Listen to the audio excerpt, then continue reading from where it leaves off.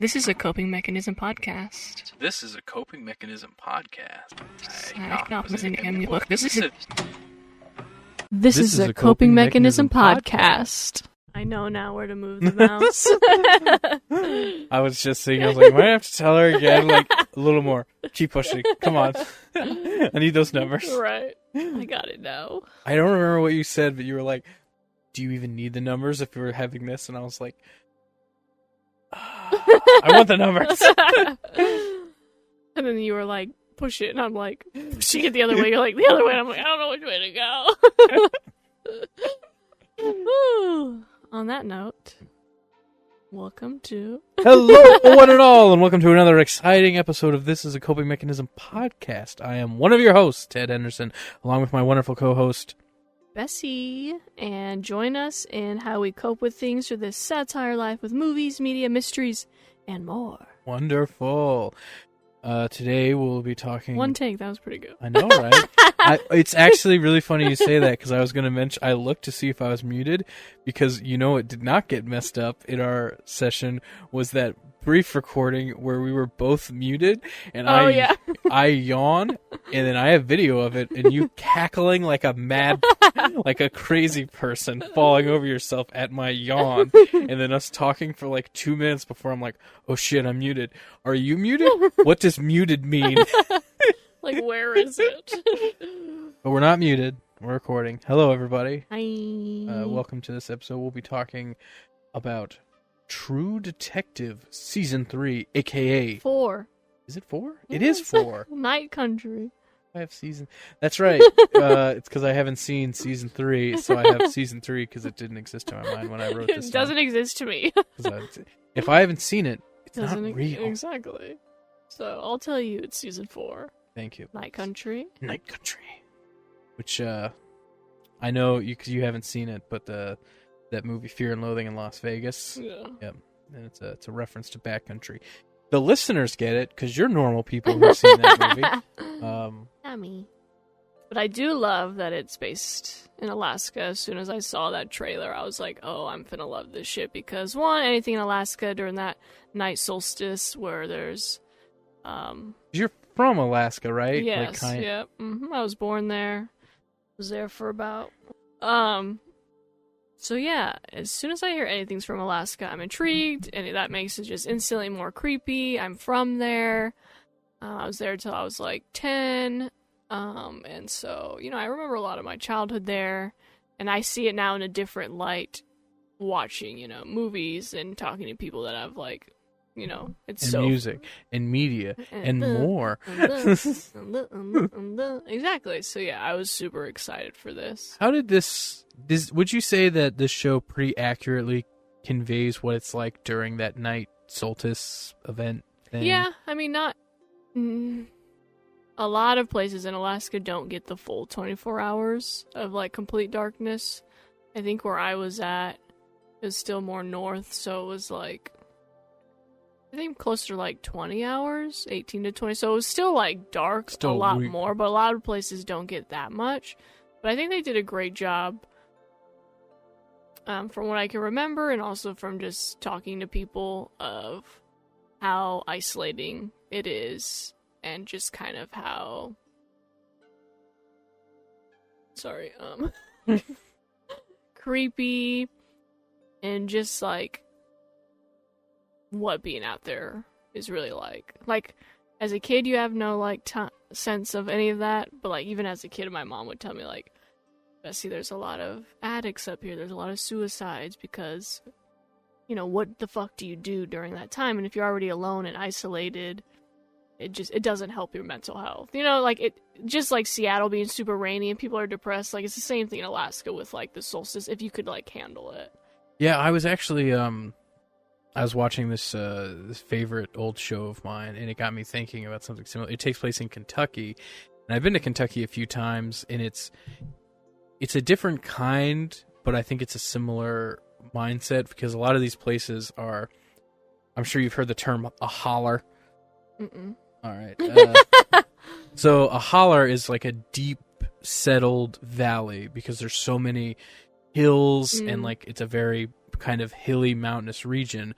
that because of that, people settled in these like real low like valleys. So there's the sun is only visible for like, because it has to come over the mountain and then it sets below and it's all surrounded. So you only have like a certain amount of sunlight before it starts getting dim and everything's like going dark again.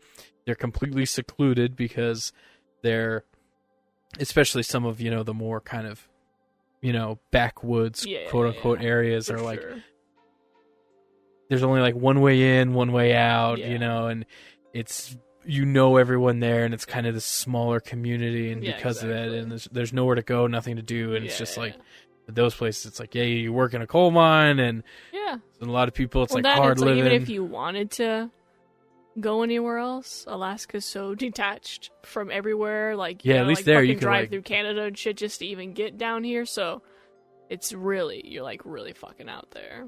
But I thought it was crazy of like, I was thinking, how many of these places like this in the world that like where people are just living, and man, it seems like they shouldn't, but boy howdy are they making the best of it. Shit, yeah, probably. I think more than most people think, and even in the sense of like probably in like the Appalachian Mountains and stuff, like how they live, and how terrible it is and scarce of like just the basics of running water, hot water, clean water, food, electricity. Yeah, that's, like that is also just as prevalent. Yeah, it amazes me how much like hard living still exists. Yeah, in the States. Yeah, in the States, in like not based off like just people in the streets, homeless. Yeah, just general Americans. They're from there. That's all they know. That's their families from. Like, they never leave those places. And you wouldn't think, because you drive like.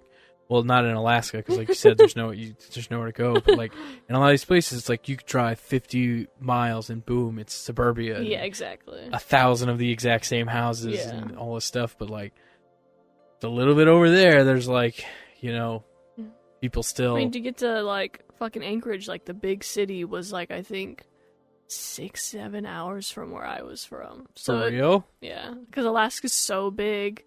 Like, I think they say you can fit, like, almost 3 Texases in Alaska. For real. That big, I was just about to ask, like, how big is it compared to Texas, a famously insanely large it's state? Just the fact that there's less than, I think, 1 million people in Alaska, because most of it's just untouched terrain. You can't live out there, or, it's just, you just don't. It's just wilderness. It's like... It's literally the last frontier. Like, they mean that shit when they say it. Yeah, I've seen, like...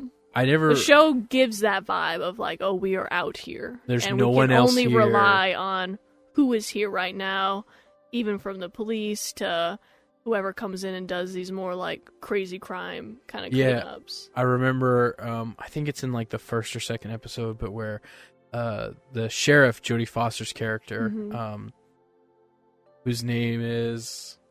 anyway... But I don't remember. I remember Navarro. Yeah, Navarro. And then... But anyway, Jodie Foster's character, she plays the sheriff or chief of police or something like that. But she gets into a car accident. And then she has like a flashback that, comes up later in the show. But during this flashback, she gets into this accident with this lady who's drunk. And then she's like, oh, it's you again, blah, blah, blah. And they, like, take her in, and she starts screaming. And then later in the episode, one of the deputies is just, like, letting her go. And she's like, what the hell are you doing? You can't... She's driving while intoxicated, got in an accident. And he was like, what are we going to do? Exactly, yeah. Like, and it literally sounds like an old Western where it's like, the judge isn't going to come through until after the solstice. We're not going to keep her here until Danvers, that's right. Sorry. Danvers. I had to know. We're not going to keep her here until then. She's just going to keep screaming. Right. And then, like, Danvers, it's so small town. Yeah. And he's just like, what are we going to, it's just going to just let her go. Yeah. And then she's like, we're not going to break the law just because she lives here and she blows you sometimes. Fucking put her in the cell. But I'm sure that's literally the vibe of all those towns. It's like, it's because it like, honestly, the guy, like, it makes sense. You're like, oh, this person was drunk, and usually, you know, like you put them in the drunk tank, and then they do their arraignment, whatever, and then they just go on about their day. But whenever there's no one there to do that, they can't enforce anything. Yeah, there's nothing. There's nowhere. I mean, they barely have fucking jobs out there, so like, what's really gonna happen? So I think the whole show was a good setup. Like, I love the characters, I love the supernatural, I love the science, but man, do I just feel like there was a lot of loose end plot holes. Yeah. And it almost became too much. Like, at the very end, I think, like, the best way to describe it, like, I didn't mind how it ended. It just felt very, like, Scooby-Doo, we figured it out. To me, and I was just like, then, like, you had me so hooked from all the supernatural stuff that I was, like, on the edge of my seat to just be like, oh, we took the mask off, and oh, it's Jim Jenkins. It was just kind of like, that's it. And they, you know, they leave some stuff up to, like, mystery Which to is kind of... fine. But not as much as you would expect. And then there's some stuff that they just... Like, I have it here in my... The first note that I wrote down about the show talks about the first scene of the show. By the way, spoiler alert for the show.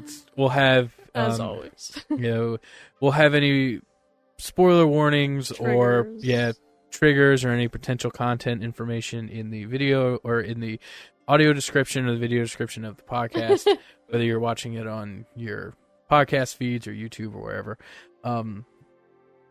But anyway, so the opening of the show starts with this hunter, this Alaskan hunter, who's shooting, it looks like elk or reindeer or something like that.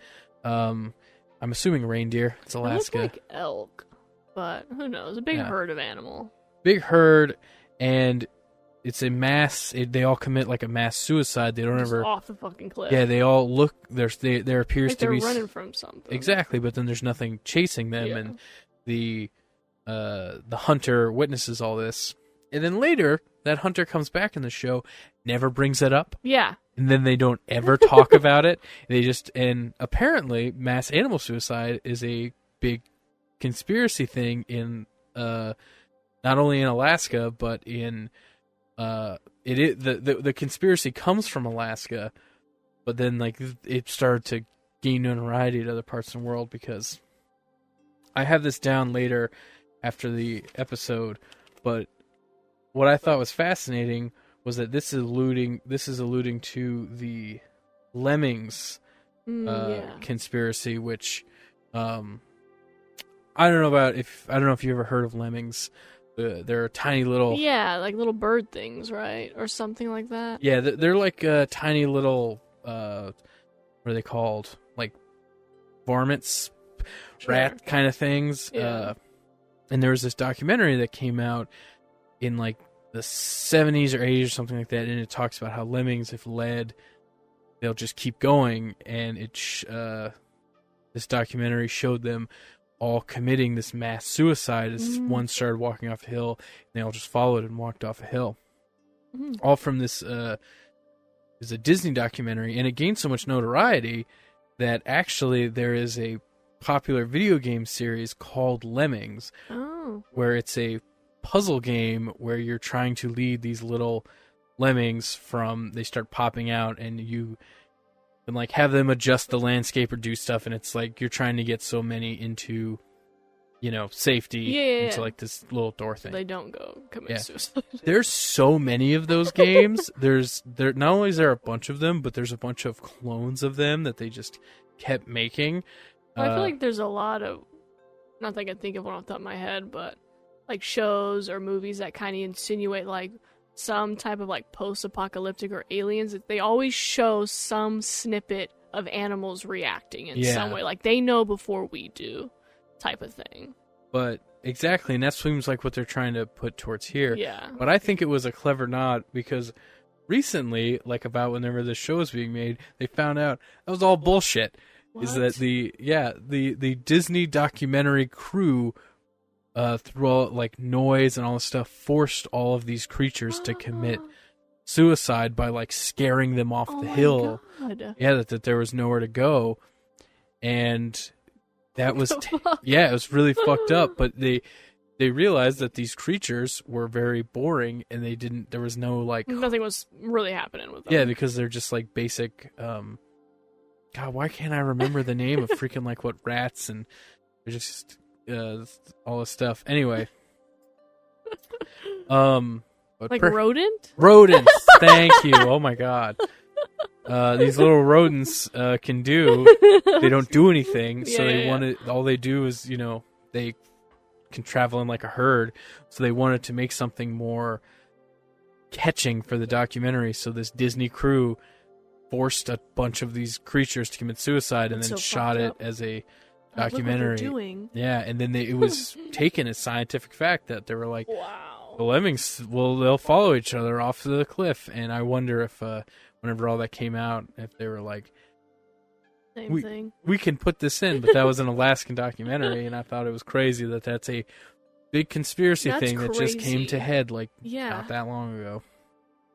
And I feel like someone would have came out sooner and be like, yo, I study animals of some sort, and that shit doesn't happen. That was apparently the thing, is that they were like, they studied them and they could never recreate, but it was video evidence. Right, so they're like, but it has to be real because it was caught. Yeah, it has to happen because it happened. Yeah, so yeah. it turned into Deepfake. yeah, exactly. AI. And they're like, well, how did they record this? What? And then that was where the conspiracy came from. Is they were like, if this doesn't happen, but it happened, right? What the fuck was going on in Alaska that caused this to happen? Yeah, that caused these animals to have this phenomenon. Yeah, this phenomenon. Yeah, that's crazy. And then I do believe animals have a sixth sense that we obviously don't sense either as early or at all. But like you said, that was in the show. It gives you like oh fuck, what was that? Then we're getting some stuff with the town of like people are kind of seeing things. Yeah, and you don't really know what's... Or like there's talk of like, well, you know what happens in around here. What was it? Ennis? Was that the name of the town? Yeah, I think so. And Ennis. so it was kind of like, okay, so some of them are aware enough to be like, this shit just happens around here. But no one's saying what it is. But then also we're getting these visuals. It really leads you on. Yeah. And then it gets to the science part of it. I remember in the first episode, and by remember, I mean I'm consulting my notes to make sure I'm not talking about it too early. But there's a line that I have the line quoted whenever I've written it down, that someone in passing, whenever Danvers is talking to the one guy in his apartment, he's just like, what do you want? And he's just like rambling off stuff, and he's like, water's to shit and blah blah. Yeah. And then I was like, boom, that's something. I don't know when they're gonna bring it back, but they're gonna start talking about it, and it's gonna be hallucinogens and all this like wacky stuff. I didn't think of that. Yeah, and I was like, I bet there's something going on with the water. I don't know what it is yet, but I bet that's why everyone's like kind of freaking out. And then when it was really giving into like everyone hating the Salal Research Center and like the scientists there, I literally like even paused at like when she was looking at the computer of them. Of the different scientists? Yeah, and I was kind of like reading a little bit because I was like, well, why would they give us every single fucking one if there wasn't something in here? But they all kind of said the same thing, like they believe there's some organism that can like either heal or make us live longer or like cure a whole bunch of shit. Oh, they had that in the because they don't talk about that until like way later. About saying, so I read it in the little description of each of them. I remember them showing. I didn't do that. I didn't put that much work into that part. Well, because I was like, okay, you're giving us that dude being like, she's awake. And I'm like, oh, fuck. Okay, so they hit something down there. I'm thinking it's going to be like the Thing or like some ancient being. That's what I noticed. You know and what was I'm like, saying? and paused at was, I don't know if you saw, but whenever they're searching the research center after the disappearance of the scientists and everything's kind of falling around, and on the shelf is a DVD copy of The Thing. I didn't. Prominently That's displayed, hilarious. Just open, and I was like... Yeah, like another Easter egg or something, yeah. And so I was really eating into this. Okay, it's gonna be supernatural. The town even though Danvers was skeptical of like that shit's not real, there's a way to explain everything, it still seemed like it was enough for the townspeople to believe it, the natives. So I'm gonna run with them and be like, some shit's happening. And then, you know, the way they found them, and then like those visions that Navarro was having. It was kind of just piecing together like, this isn't gonna be a who done it, it's a what did it. It's what's going on. And that's, you know, and usually when like a character, even like in scary movies where it's like the kid's like, Mom, there's a ghost in my room, and the mom's like, yeah, no, until it's too fucking late. That's the same vibe I got from Danvers, because she just kept like not gaslighting, but just being like, that shit's not real, it's not happening. So I thought, okay, then that means it's going to happen because she's the only one who doesn't. And this is how all these shows and movies play out, because they don't believe them in the beginning, and then it's like, oh, fuck, it is real. That's what, and they kind of like hit on that, because we, as the viewer, we know that Danvers is having, she's not having as bad as Navarro, but we know she's having hallucinations. She's having these like flashbacks. Yeah, like the polar bear with one eye. She's seeing it. Like that's what caused. I thought that was Navarro. She sees it later. Yeah. That's how you know that there's something connected. Really going on. Yeah. Is she's like, what do you know about a polar bear with one eye? But that's what causes the car crash. Yes. They both get into a car accident because of it. And you're like, oh, something is going on, because Navarro has this clear, like, tap into this spirit realm. It's clearly her sister and mom did too, but they, I guess... It drove them to madness. Yeah, to be like, I need to numb myself with drugs or something, you know? But And so I was just overall really hammed up with this, like, spiral that's connected from season 1, which they do say, like... Danvers does say some of the same things from season 1, like when they are talking about things, but like that was it. Yeah, it was a lot more of just Easter eggs rather than a connection. Except, and they don't say this in the show, so unless you look this up like I did, you would know this. But this will be a fun thing.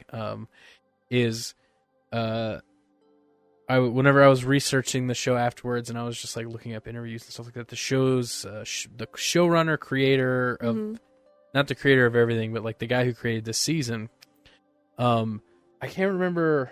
I have it written down somewhere, but the old woman character who's Navarro's friend, who sees the ghost, who leads them to the bodies. Yeah, she like lives kind of out there by herself, and she talks to her son in the beginning that's like dead. That's so it's her husband. Her husband, yes. He just looked young, so that's why. Yeah. So she was like the only one that really like believed this shit. Yeah, is that she's like, oh no, I'm seeing ghosts, and then I just haven't seen him in a long time, so something's here. And he kept getting like, something's happening. We've awakened something.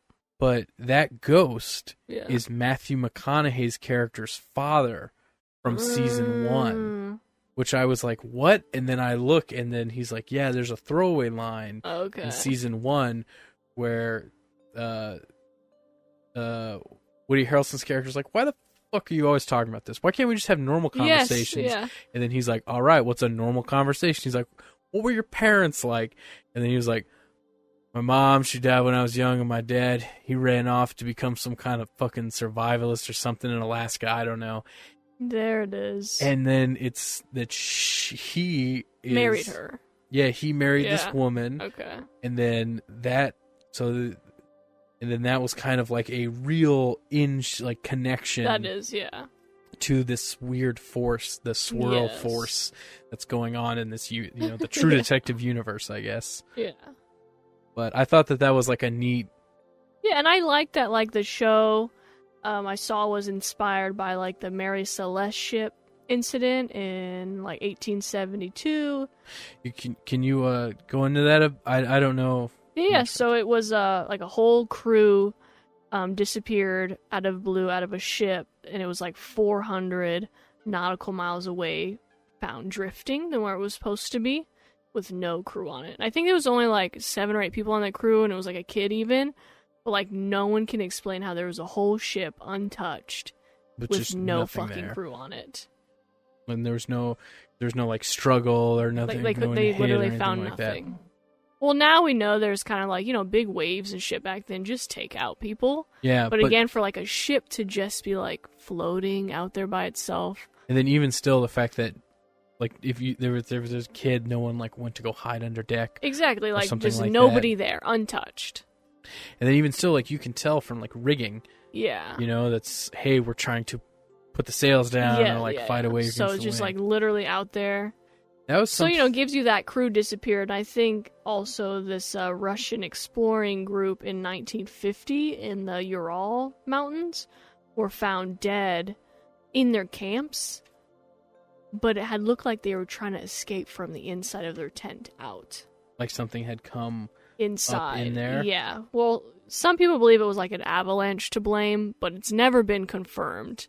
So that also kind of gave inspiration, I think, to like, well, why would they be out there with no clothes? You know, like, what's that, like, all about? So I liked that what it was inspired by, and I thought it was so fun, but, man, the way they wrapped it up at the end, I was not feeling this, like, Scooby-Doo rip off the mask, and that was it. Yeah, and then it's, because we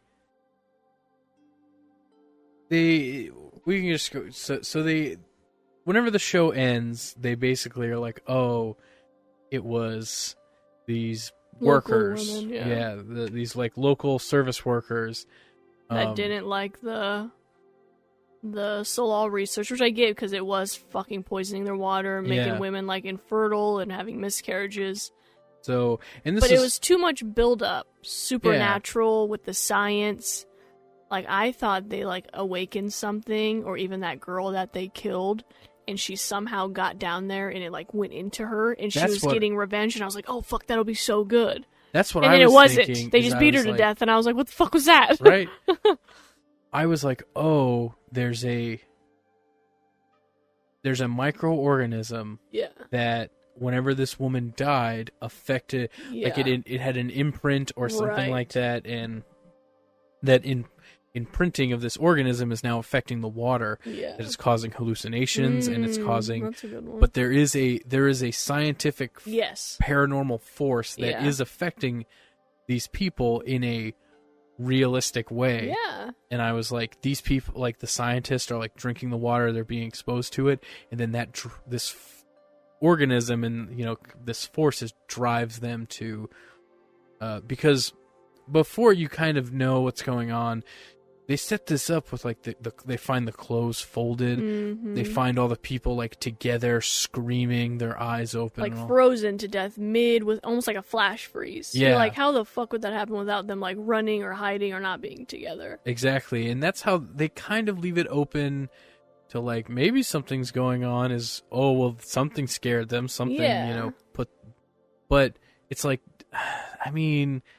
They just tied it up with, like, oh, we did it. We brought him out there, and then we let, like, almost like her or Mother Nature handle it. And I was just like, that's not tying up all of these fucking things you're giving us. And all these visions and all these, like, we don't believe it shit. Like, it was just too much. Yeah, in the context of the show, we have this, one of the longest running part is the belief of Navarro, of this the spirit side of, in the afterlife, and then Danvers' prejudice or racism against her beliefs, and she has no belief in any afterlife, and that she doesn't believe in kind of like their woo-woo, this stuff and that. She's just not buying it. You know? And you find out later it's after she lost her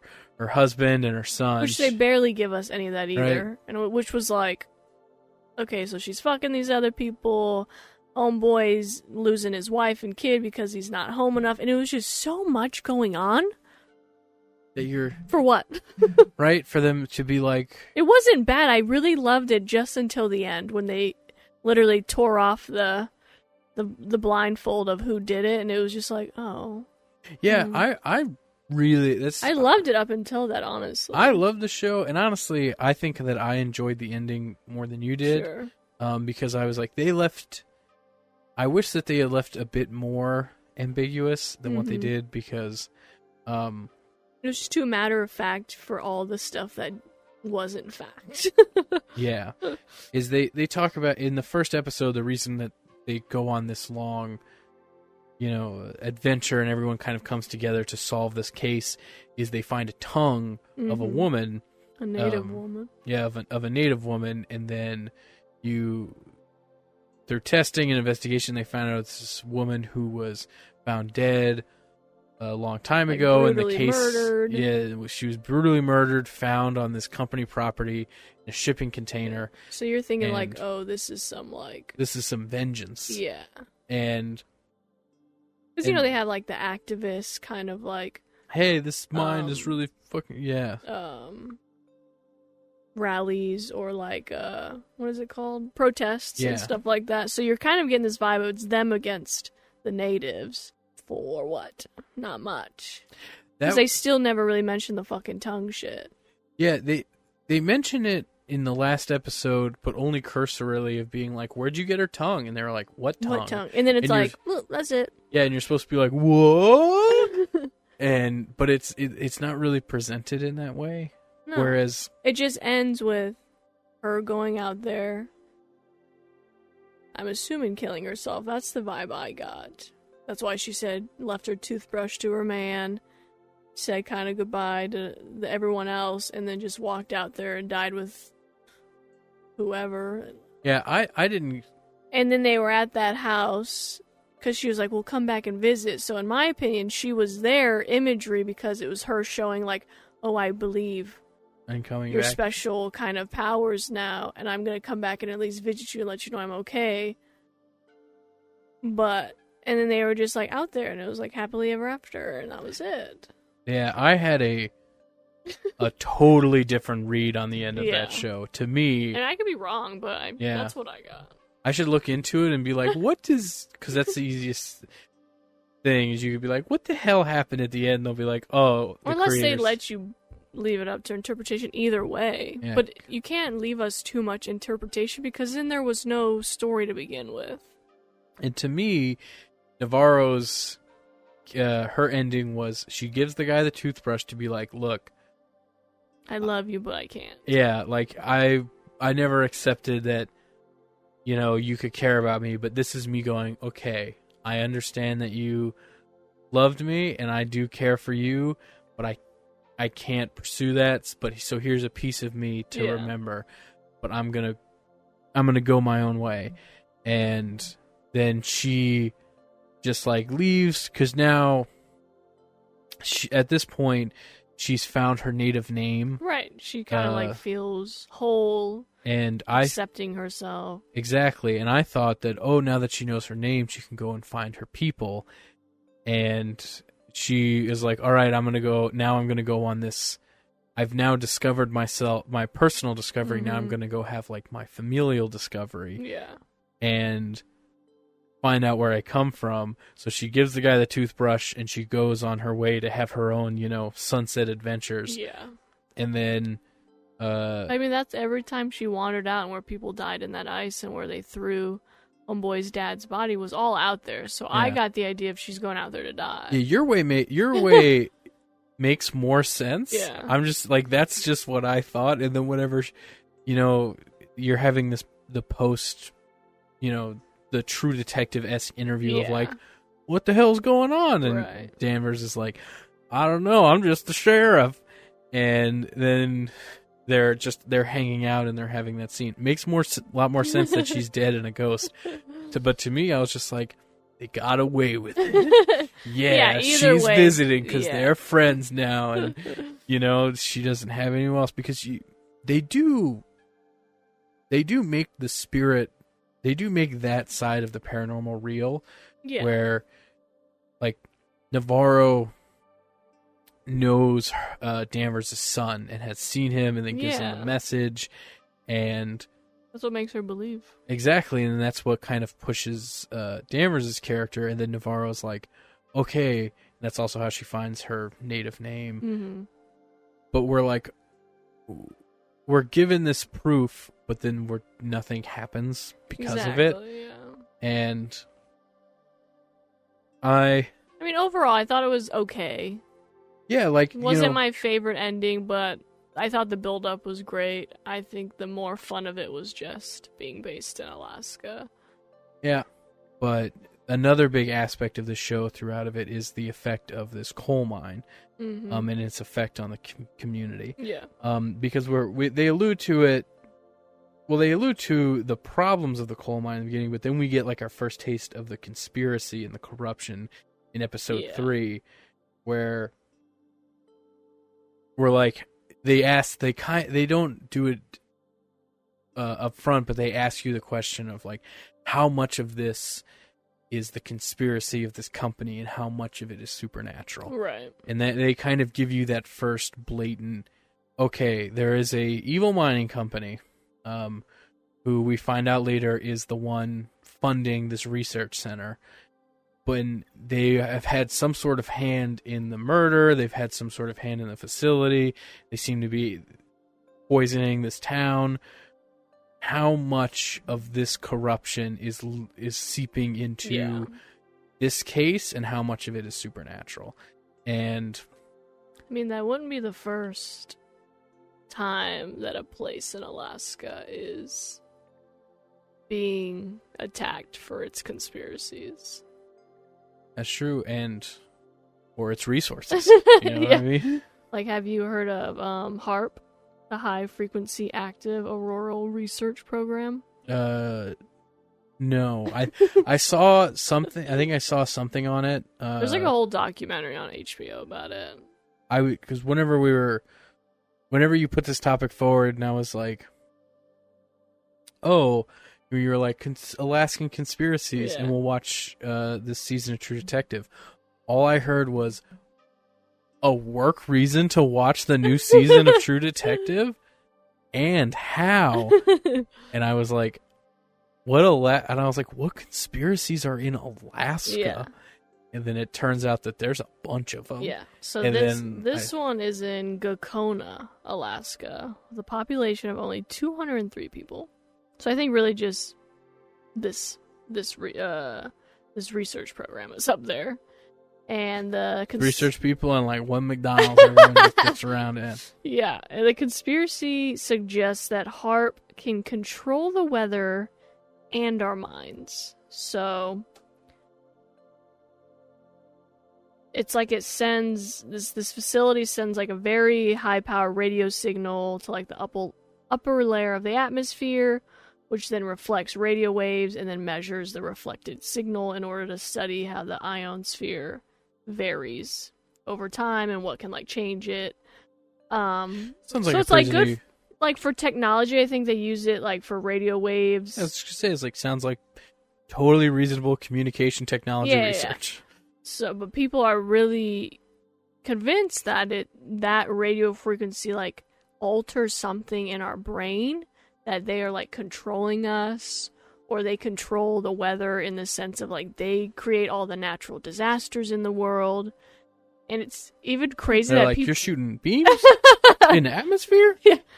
That's why, the fucking earthquake in wherever killed that. Like, people genuinely believe that. And there's even people that like try to get as close as they can to the facility. So you're with telling these me my buddy Jared's barn house, what got tore up by that twister 2 years ago, that was these people? Government. Oh my God. I Government knew them got it. government people were shooting stuff into the sky, and they called. Poisoning us. I'm going to have to call Jared, tell him that twister. He's going to have to put it on his insurance. I tell you what. Exactly. And people get close to this facility and try to have all these little like radar readers. And I even saw one clip of a guy was like,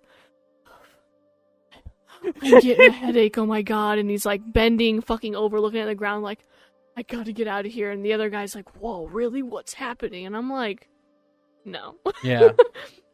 I just don't believe it.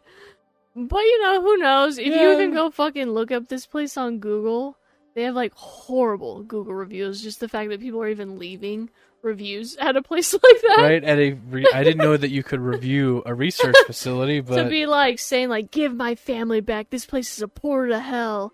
Climate control causes all these, or they're controlling climate to cause all these natural weather disasters, and they kill people, and earthquakes, hurricanes, tornadoes. It's all on them. And I was just like, what did you say the place this place was again? HAARP, HAARP, in Alaska. I'm surprised they even have a little thing to let people leave them reviews, honestly. Right? I guess it right? Which, hey, I totally get, like, the documentary. It's got a 2.6 out of 5, in case you were wondering. Like, I've watched the documentary, and I'm not saying, obviously, to trust the government for them to say, like, we're not doing that at this facility. I'm not here to say, like, I believe they're just out here being like, no, of course we're not doing that. I'm sure some weird shit or some, data they're getting is used for some weird shit we're not allowed to know about. Yeah, but, right, like, to call just the people that work there to, like, answer the phone and, like, leave death threats and say all these things, I'm just like, that's not gonna do anything. Right. I just Googled this place and I'm looking at these reviews, and the first review I see says these guys ruined not only the earth, but my entire life. I spent 2 decades exposing these insane quote unquote. Oh, that's that one guy. This one guy has spent like 20 years writing books in like 10 different languages about this place. It's insane. But he's like, they're juicing the sky with bad rads. Not with that. Wife finally left me, took the kid, filed for divorce, but I won't give up until the truth is out. Yep. First off, I was reading about this guy. He's like a white guy who just lives nearby and just makes videos and has made books before the internet about this place. Of just being like, this is going to hell. Well, first off, they're controlling us. He was like, But I also thought, like, man, if you really think they're controlling us, why the fuck do you live so close to it? Right? Why are you still, even if you're trying to expose this, why would you continue to be there to expose it? Also, if you want to be taken seriously, his review name is Gloopa Glorpa. Do you want me to believe you? Because if you have the name Gloopa Glorpa, I gotta tell you, I'm gonna think you're a crazy conspiracist. Yeah.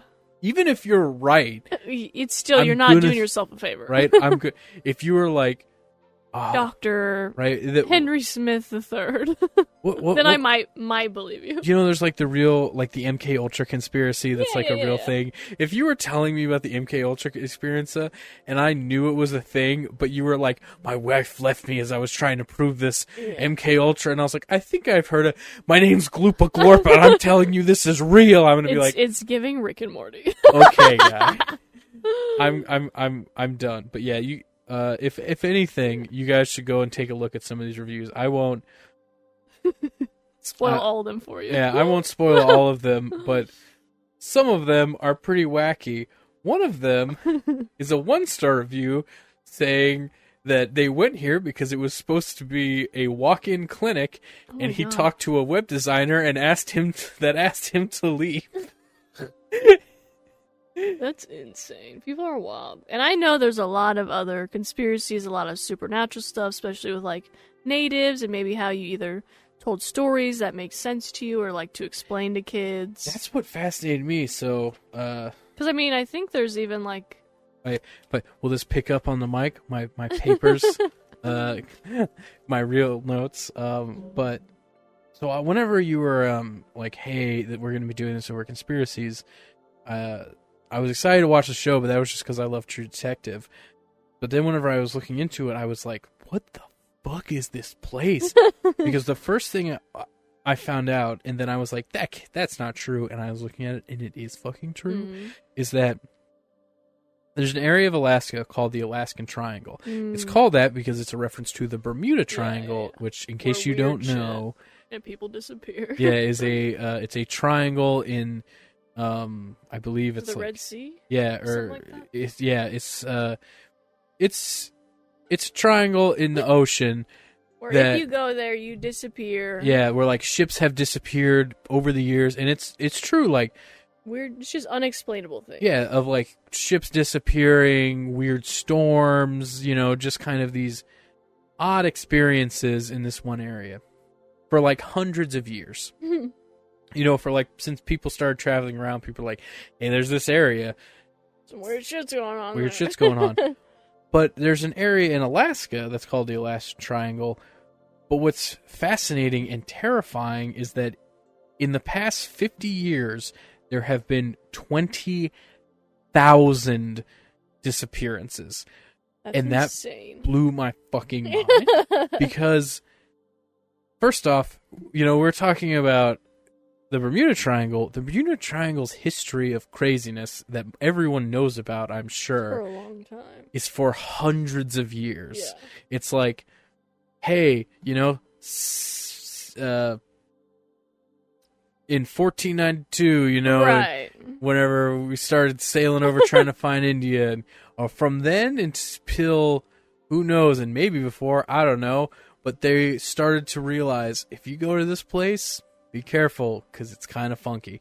And but you there might has not come back. Yeah, but they recorded as like instances of that, but it's not like recently. People Right. fly through the Bermuda Triangle, they sail through it now, and there is recorded like odd tropical storms that happen Yeah. there and stuff like that. So they don't. 50 years and that many Yeah. people. That's insane. But that's hundreds of years just in the past 50 years of modern time. So it's 2024 Yeah. right now. So going all the way back to 1984, the 80s, there were cell phones. Yeah. Just in the time of cell phones, 20,000 people are just gone. And to also put that in perspective, you said the population of Alaska is like how many million people? Under a million. Under a million? Like the whole state is So- like, I think, right under a million people. So a whole million, the whole state is 2% of the population over the past 50 years is just vanished. Disappeared. And that is a baffling statistic for me. Because even if it's in the sense of like, we know where these people went, it's still baffling. Yeah. But in the sense of like, Oh, they're just gone. yeah, they're gone, whether you got lost out there, whether you were like mentally ill or on, had an issue with like drugs and you just happened to wander out. The fact that no matter what the cause was, that many people is insane. To put that in perspective, I'd like to check my number just to make sure. What I was looking up, and now I'm embarrassed, but was that I thought the Black Plague only killed like 10% of the population. It was way more. It was between 30 and 50%. Yeah. But my point is that 2% of the population is In a gone. state. Yeah, in a state. Not is just gone. like spread out. In one confined space. If 2% of Texas, see, now here's the stick that won't. Man, I can't believe the damn Black Plague was bad. For real. I tell you, it's bad. I guess it was real bad. So the population of Jesus, even the U.S., that's crazy. Of that, if that many people go, so the population of Texas, the last thing, it was 30 million. Damn. So if 2% of those people were just Vanished. gone. It's giving the leftovers. Yeah. You ever watched that? I actually, I have a friend who Recommended? who recommended that. Anyway, that one really stuck to me because No, that's insane. I would understand if they were like, 20,000 people over the past like Like hundreds of 150, years, thousands 200 of years, something yeah. like that. If it was 50. yeah. 50, guys. from 1980, the mid 80s to now, gone, and people Yeah. are just like, I guess we'll live down the street. It's snowy here. The government pays us to live here. Yeah. Why wouldn't you? No, it's crazy, and I But- think there's even like myths of like zombies and creatures and things that got you out there if you were wandering alone, Yeah, I was that was one of the other or even like what the Aurora Borealis, the Northern Lights, like there's so many different ideas of what those mean or what they meant, and so God, I've always dreamed to see those. I They're would love to see beautiful. them so much.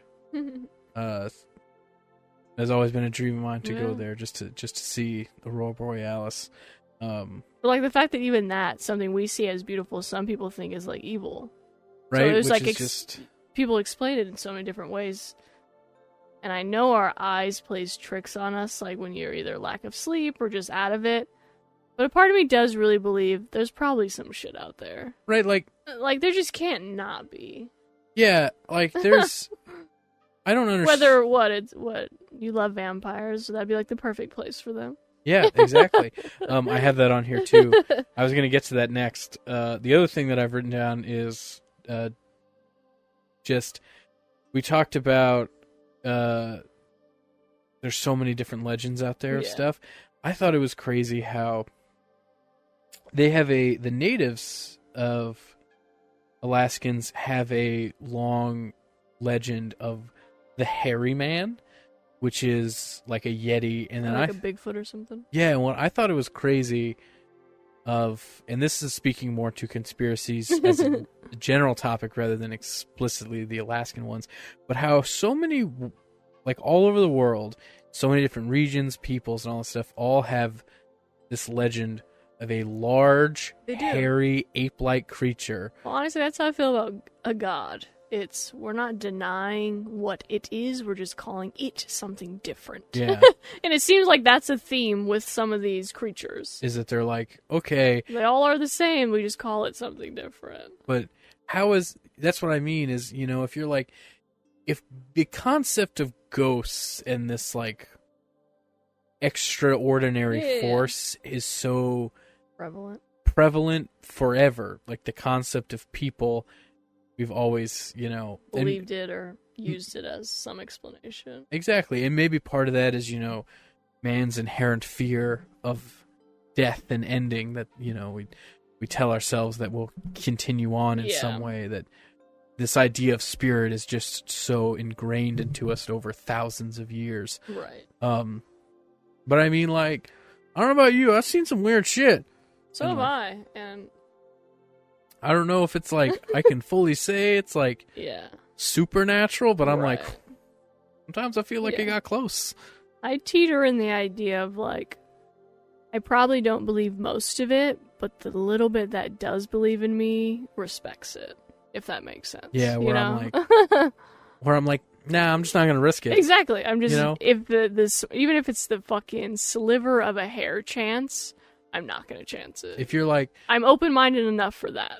If you're like, if some friends were like, hey, we're gonna go to this insane asylum where murders happen and we're supposed to be haunted, you want to go? I'd be like, no, I don't want to play with a Ouija board. No, I don't want to go out to the fucking cemetery or in the middle of nowhere where some creature has been said to be spotted. No, none of it. You're like, why would you want to? Be like, oh, it's because it's fun. It's because it's not real. We're like, what if it is, though?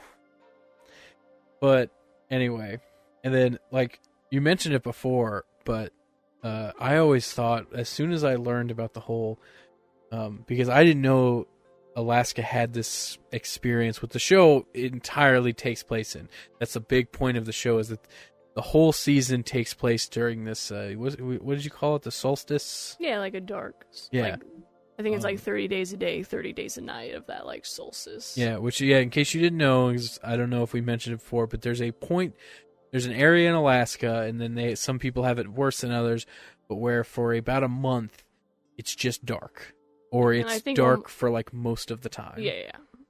So, almost every show or movie about Alaska plays on that, because it is very creepy. Yeah, and I don't think anyone who hasn't lived in that, again, I was a kid when I was there, so it's all I knew. But as an adult looking back, I'm like, oh, well, I don't think I could do that. Right. So it's like totally otherworldly to a lot of us. But exactly, like that is an inherently fantastical thing in the world, but it's true, and people just live it, and they're like, well, exactly. I guess I'll be sad for a while, But as soon as I learned, good therapists up there, hopefully. But as soon as I learned about that, I was like, if vampires exist, that's where they are. That's the fucking place. Because I remember whenever I was younger, when I was a kid, and I found out about it, is I used to watch this show called Buffy a whole lot. I never watched it, but I know of it. You know of it? Sarah Michelle Gellar, if you're listening, I had a big crush on you. I hope you're a nice person. I don't actually know, but I remember watching that show, and there's this line where that always stuck with me, because I always thought it was such a goofy way to explain it. But it's all, they're in like California, and a place called Sunnyvale. Yeah. And it's because they're in California, everyone's hot and it's all Right. like nice and Nice all the time, good yeah, weather, all these sun's attractive out, the people beach, and all yeah. this stuff. And they're like, why are vampires and evil things always attracted to like these sunny places? And I'm like, okay. And that line always stuck with me. And then whenever I learned about the Alaska thing, I was like, they wouldn't. They wouldn't Would be there. They would come. Those are lies. Right? They would, for the 30 days we're at sunlight, they would go in the ice and hibernate, and then they would come out and just wreak havoc Exactly. For a and then- month, and that's all they needed. right? And then I was a little disappointed because I was fascinated with this idea, and then I found out that there's a movie that is just that. 30 Days a Night? Yeah, apparently, Have I you seen guess. No, I haven't seen it. It's good. I actually didn't know it existed until I was talking to Alex about us doing this episode, and I was just like, man, I can't believe I'm finally going to get to talk about my vampire theory. And he was like, what? And I was like, well, if the vampires, they would be there because it's night all the time. He was like, oh, like that movie. And I was like, what movie? And he was like, 30 Days a Night, the vampire movie where the vampires in Come Alaska. out. And I was like, damn it, I've been foiled by media. I actually didn't watch that one too long ago. Ciso showed me. And I was like, I can't believe I've never seen this. And Is yeah, it any good? It's good. And I know you don't like horror, but you will watch like kind of mythical Yeah, things. It's It's definitely not scary. It's more just violent in the fact that you're like, oh shit, what was that noise? You hear the vamps coming, and then, someone runs across and fucking rips your neck out, and you're like, oh, there they go. yeah, I don't know what it is, but yeah, I don't like horror very much. I really hate like gore horror. Yeah. Like body horror. Yeah, I don't like gore horror. I'm scared of body horror. Yeah. Like Like Saw and stuff like that. No, that's the stuff I don't like. What scares me Oh. is like the H.R. Geiger stuff. For anyone watching, if you play video games, there's a video game called Scorn, and it's all this like the sense of biomechanical, like flesh woven into machines and kind of growing in this Kind of like Alita the Battle Angel. If you yeah, saw but that. you see, like that is what it is if it works. What scares Right. me It doesn't work. is I played this game Scorn for Halloween, a Halloween stream for my other channel that I do, youtube.com/social-nerds. If anyone's interested. Play it. But I remember the whole reason I streamed it was because I knew it was going to freak me out. But the whole concept is that there's a society built around biomechanics, That and sounds then cool. it gets sick. Yeah. And then that's what freaks me out is if it gets sick and all of this stuff just turns to horror. Yeah. And there's also a really good, if you ever have seen Love, Death, and Robots on Netflix, Love Death and the Robots. the episode, the Trouble at the Aquila Rift, I think it is, and just they only show it at the very ending, but you see like the webbing of the. What was that one about? That's where there's a space cargo ship that's going through a wormhole gate, and That one was shot real pretty, right, with the Yeah, astronauts. exactly. Yeah, I know. It's, What it's you're a very talking about. nice one, and then it all takes place mostly in this guy's mind, where he feels like something's off, and he can't figure out what it is, and then it's because his ship gets trapped during a jump to the Aquila Rift to this weird sect of space where every once in a while it's basically like a spider's web catches these ships, and there's a creature who they don't really she's in his mind, she's a good guy, and she's like, you're gonna be scared of me if you see me, but I'm just trying to like. What they show her as like a steward of these people who get trapped here, and it's like she just keeps them in their minds and tries to keep them happy because otherwise they're going to be terrified and freaked out. Yeah. I don't think so. I think she eats them. Anyway, but that's a good thing that like freaks me out. Yeah. So, but I don't like Saw. I don't like any of that of this torture horror or any of this crazy stuff. And horror in general, I'm not a fan of. Yeah. But But something, you can do vampire. but something about vampires. Maybe it's because I was like raised on vampires. You know what I mean? Definitely. I mean, I've never really been like a super vampire fan, just because some of the lore, or I guess the way they portray it, just seems kind of cheesy. Like the whole garlic thing, or the cross, or I don't know, just some of that shit just seemed kind of corny. But I do like the idea of like blood sucking kind of people things. There's if you like that, there's a really great interpretation of vampires I think you'll like. It's called from this show called The Strain. Oh, that's been on my watch list forever. I just haven't watched it yet. Yeah, they go into those vampires are Strigoi, which if anyone wants to know about vampire lore, I could talk about it. But they're the deep Eastern European vampires. Okay. So in real life, vampires exist all across the world. Yeah. Which I think is crazy. They're like the Yeti I was talking about before. Right. So many cultures have this idea of a vampire. Talk about them. Are you sure they don't exist? Because everyone thinks has kind of come up with the same thing. Some blood-sucking thing. But Strigoi are like these, hard, deep Eastern European vampires that are much more like monsters, where garlic don't monsters. Yeah. Garlic don't work, steaks don't work, crosses don't work. Right. They don't like sun. You cut their heads off. Yeah. I'll have to watch that. We'll have to do a whole thing with vamps.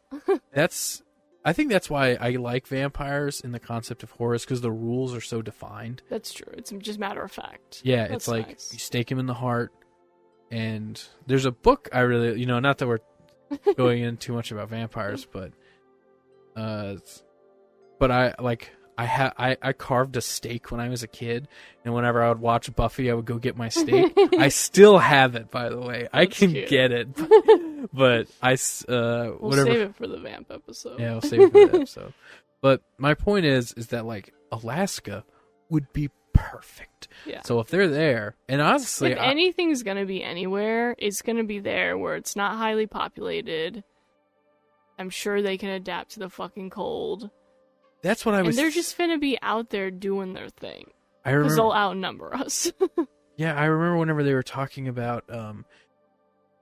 Whenever I was watching the show and then I was looking at the conspiracies, I was like 20,000 people disappeared in 50 years. Yeah. That's vampires, because when you watch the show, they talk about these ice caves. They do these like natural forming, almost crystalline like, really ice. Scary bears or something. Vampire bears. Vampire bears. Everybody. That's gonna be my Alaskan conspiracy. There you go. It's gonna be vampire bears. So, moral of the story is, give True Detective a shot. Season 4. It's really good. If we didn't spoil it enough for you, or watch it again for those little Easter eggs. And if you ever... 1, everyone should go to Alaska. It's a beautiful place. But 2, if you go, please be very careful. Yep. Don't go to the Triangle. And know where you're going when... Is Baked Alaskan actually Alaskan, or do they just call it that for some reason? I think it is. You ever had it? I feel like I have. But my dad's whole thing when I was a kid was like, you'll eat it and you'll like it. So I don't know what exactly I was always eating. It's fair. But yes, definitely check it out. Highly recommend. The show could live with or without, but this was a fun dive into Alaska, which I always enjoy. Yeah, I honestly, I think we talked a lot more about the ending of the show than the show in general.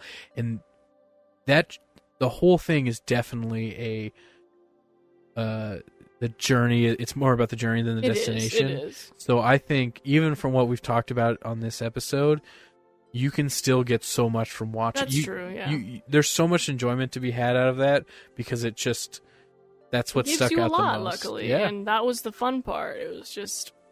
Also, you get, Jodie Foster. I mean, come on. Yeah. Looking great. Who doesn't want to see her? Right? I saw that whenever I was doing research about the show, I saw people complaining about that. I know. I had people tell me, or saw on Reddit, like, who wants to see Jodie Foster getting fucked? And I was like, you're clearly not getting what this whole show is about. If that's what you're fucking worried about. I was like, me. Jodie Foster's hot.